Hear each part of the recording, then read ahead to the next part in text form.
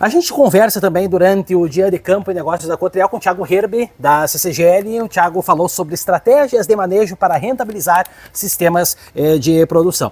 Entre as suas abordagens, Thiago, que você trouxe para os nossos produtores presentes aqui, né, como conhecer o potencial do solo e mensurar a sua eficiência. Como é que o produtor pode conhecer o solo, que é a base de tudo, é onde tudo começa? Saudação e muito obrigado por ter aceito o nosso convite. Saudações aos ouvintes, é uma satisfação estar aqui conversando com os associados, né, sobre essa temática de conhecer primeiramente conhecer o potencial produtivo do solo, né. A gente até colocou uma imagem de um perfil de solo com uma lavoura de soja e um barranco, literalmente um barranco mostrando a profundidade de solo até 5 metros de profundidade. Então esse é o primeiro ponto, a gente tem que chegar numa propriedade e conhecer qual que é o potencial que o solo tem para nos entregar. No caso dessa imagem que nós tínhamos 5 metros de perfil, esse é o potencial. E aí a reflexão é o quanto daquela terra, daquele solo, nós estamos explorando.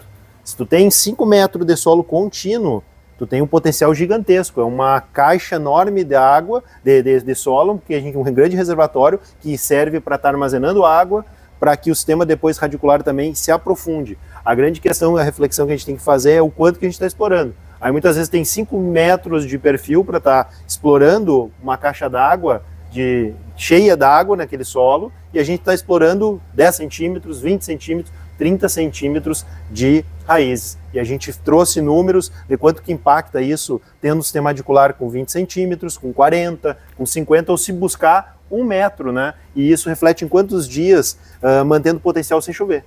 Como buscar, né, essa camada de enraizamento para construir a produtividade, Thiago?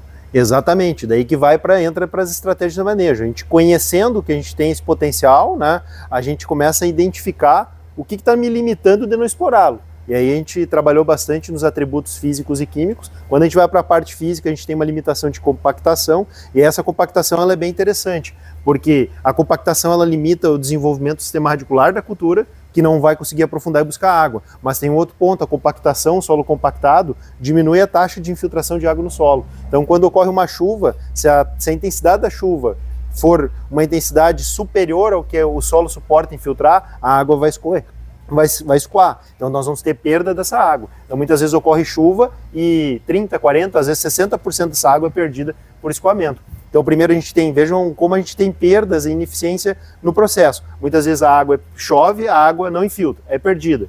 Depois, se tu tem também a compactação, além dessa água ser perdida, a parte que infiltra, ela vai descendo naturalmente no perfil do solo. E aí depois a raiz não consegue passar por essa camada compactada, e aí o que a gente tem? Penalizações de produtividade por compactação. Thiago, outra questão é sobre a influência do pH para a produtividade da soja. Como que o produtor pode mensurar, pode medir, saber disso e se é que é uma questão que pode ser controlada, pode ser medida ou ela tem que ser conhecida? O que você falou sobre isso? Excelente, daí é a continuidade. Eu falei para a parte física, vai estar relacionada à compactação. Aí a gente vai para um outro limitante de desenvolvimento do sistema radicular, que é a acidez, os atributos químicos, basicamente acidez, né, pH e alumínio.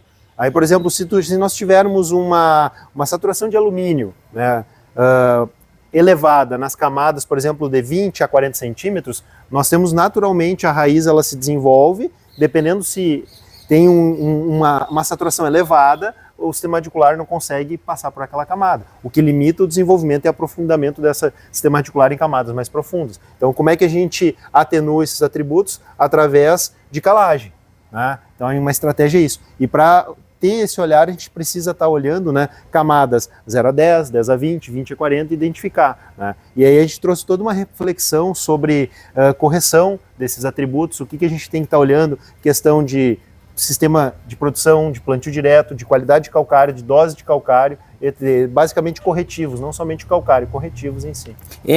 Thiago, sobre a questão da qualidade do plantio direto, é preciso a gente repensar, né? O plantio direto foi uma grande evolução. Agora, o que a gente precisa olhar, porque toda tecnologia, ela tem o seu começo, ela tem a sua evolução, ela tem o seu desenvolvimento, mas ela também muda. O plantio direto também está tendo que passar por essa revisão, vamos dizer assim?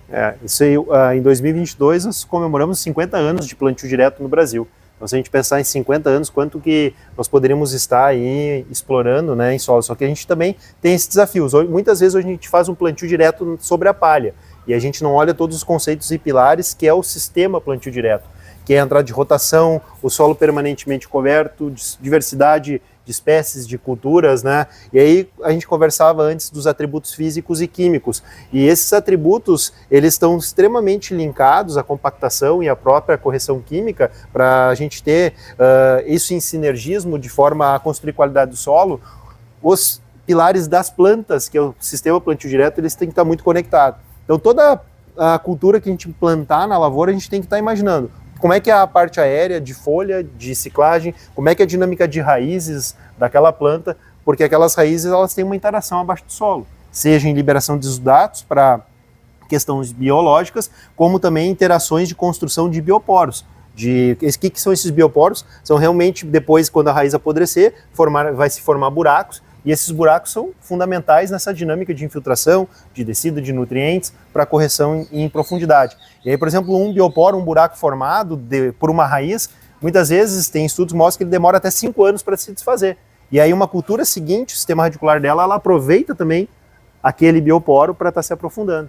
E é essa biodinâmica que a gente tem que estar entendendo. Isso é o plantio direto. Duas questões para a gente finalizar. As oportunidades para as plantas de serviço e a escolha de cultivar. Resumidamente, como falar dessa questão, como o produtor pode trabalhar bem com essas duas questões? A gente colocou as oportunidades de plantas de serviços que está dentro conectado ao plantio direto. Daí essas plantas de serviço são plantas que fazem serviço para o sistema, para melhorar esses atributos físicos e químicos e entregando já um potencial produtivo à cultura na sequência. E a gente mostrou trabalhos nossos de plantas de cobertura no vazio outonal.